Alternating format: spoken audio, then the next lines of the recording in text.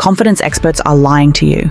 Ever notice how the people telling us to just believe in yourself often bought their own confidence? Or how they'll say, "We're all God's creation," while hiding behind a dozen cosmetic procedures? Hello, fellow warriors, I'm Emma, and today our mission is to expose the sold version of confidence. We're constantly told that confidence is something we can just choose. But let's be real, scroll through Instagram and you'll see the exact opposite.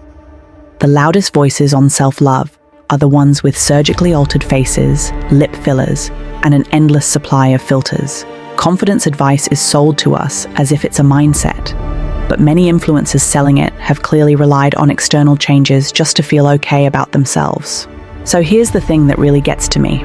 People actually believe these so-called confidence gurus. They look at someone who's clearly done a ton of work on themselves, like getting bigger lips every 6 months or enlarging their chest. And still, they're somehow convinced this person really loves themselves. How does that make sense? If they truly accepted themselves, why are they changing so much? I'm so sick and tired of people who look like Barbie dolls, telling me how to be confident. It's like the irony doesn't even hit people. Nobody talks about this. You're listening to someone who's practically rebuilt half their face tell you to embrace your flaws or love yourself as you are. Seriously? It's as if nobody's noticing the contradiction here. And it's not just about the surgeries or the filters. It's about the hypocrisy around it. We're supposed to buy into this version of confidence that's, in reality, 100% image-focused. It's like they're telling us, be confident, but also look perfect while you do it. Look, I didn't like my body either. Trust me, I know the feeling. It's normal to want to change something about yourself because of insecurity. But instead of paying some surgeon to do a quick fix, I actually put in the work. The journey itself is what gave me real confidence. Because every day I was proving to myself that I could stick to something, stay disciplined, and actually improve. If I'd just gone under the knife, I wouldn't have learned to trust myself or feel proud of the effort I put in. I wouldn't have built the kind of self-respect that only comes from working toward a goal every day. That's what real confidence is made of, earning it step by step. So yeah, it really bugs me when people who've changed everything about themselves act like they've had unshakable confidence from day one. If they loved themselves so much, why'd they go under the knife?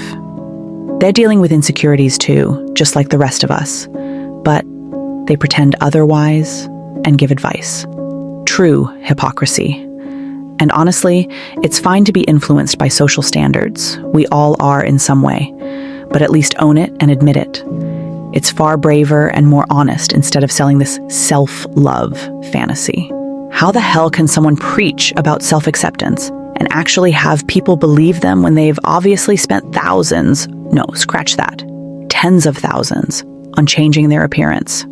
We're talking a serious amount of cash just to get bigger boobs, plumper lips, or a smaller nose. It's insane because that kind of money isn't easy to come by, and yet it's getting poured into transforming themselves. All while they're out here telling everyone that they are God's creation. Don't get me wrong here. Botox, fillers, and other cosmetic procedures can surely make people feel better, but they don't align with the narrative of confidence comes from within. It's like if I went and got my boobs and lip fillers done, great for me, right? No one told me not to. I'm free to do what I want with my body, and no one has the right to judge me for it. But then, imagine I turn around and start teaching people how to be hot, talking like it was something I achieved through inner confidence alone. Meanwhile, I just paid for it. See the problem? These confidence gurus are setting us up to feel like crap by pushing an ideal that isn't even real for them. They're not showing the full picture. Filters, edits, surgery. Social media's become this highlight reel of perfect people, and if you're comparing yourself to that, you're falling right into their trap. These flawless influencers, many of them have had major work done, but that's the part they don't advertise. One of the biggest misconceptions about me is that I was like this insecure child and I got so much surgery to change my whole face, which is false. I've only gotten filler. Comparing ourselves for free to their bought reality is like playing a game we're meant to lose. And before you all start saying, oh my God, you're so stunning, shut up. This very attractive guy, but you feel like, you know what? They're not hot. Being hot physically has nothing to do with being hot. Like, trust me. Being hot physically has nothing to do with being hot, says the outrageously hot girl. Because in reality, being physically attractive plays a very big part in being hot. Can we stop deluding ourselves that appearance isn't important for women? Honestly, I keep seeing all these YouTubers acting like looks don't really matter. But in reality, appearance is the prerequisite. It's what actually enables you to feel hot and beautiful in the first place. Imagine this. I am ugly, and I walk into a room with a stunning model. I could have all the hot aura and energy in the world, but guess what? People are still going to notice the model and not me. Without that baseline of attractiveness, all this talk about aura means nothing. Don't get me wrong, I'm not saying this advice is bad. I just wish the people giving it were more honest about the importance of looks and the cosmetic procedures they've done before talking about aura and mindset.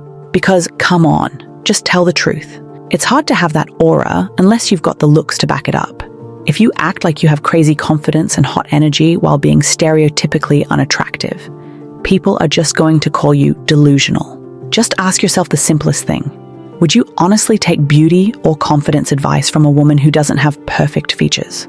Like, imagine she got a bigger nose, big ears, or a face covered in acne. Would you actually sit and listen to what she has to say on confidence? Or would you click away in the first 5 seconds? Be honest, because I'm willing to bet that most people wouldn't even give her a chance. And honestly, the only way people might even give her a chance is if she marketed herself as the confident, ugly girl. Like, she'd have to label herself that way, saying, I have confidence even though I have acne. Can you imagine? Just like a lot of overweight people don't want to be told that they're not fat, I don't want to be told that I'm not ugly. I don't want to call myself unconventionally pretty. People wouldn't just see her as someone confident. They'd see her as brave for being okay with her looks, because the idea that she could be considered attractive wouldn't even cross their minds. It's insane how deep these beauty standards go. Confidence gurus act like it's all about energy and aura, like that's what makes them hot and confident. But let's be honest, they're full of it. They've already covered the appearance part with surgery or good genes, and now they're out here pretending it's all about vibes. No, you didn't just magically become confident because you're radiating energy. You've got good genes, lip fillers, a nose job, and a boob lift. That's the reality we want you to at least admit. Stop pretending it's all about your inner self when you've literally altered yourself to fit the beauty standard first. My approach on this? If you are not blessed with great genes, don't have the cash, or just don't want to go through irreversible surgical procedures, the best investment you can make is in your body. I'm all for working your mindset, but first, you need to have your looks in check to feel secure enough to tackle that. If you feel like a big potato, no amount of mindset advice is going to fix that. Get your body and health in shape first, and the confidence will follow. Sure, hair, nails, and skincare matter, but if you don't feel confident in your figure, the perfect hairstyle, flawless nails, and killer outfit won't mean a thing. You'll still feel off. I started working out 2 years ago, and it's been the best investment I made in myself. Feeling sexy in my own skin gives me a confidence boost that no beauty treatment can replace. And that's what really attracts people. Without that base, all the talk about aura means nothing. Look, if you're sick of hearing all this fake confidence advice and you're ready for the truth, I've got something for you. In my last video, Why Most People Fail at Being Confident and How You Can Fix It, I break down exactly why all this vibes talk is just a distraction. If you want to actually understand how inner confidence is built, not bought, then stop scrolling and check it out now. Trust me, this is the real talk you've been waiting for. Victory is ours. See you there, warrior.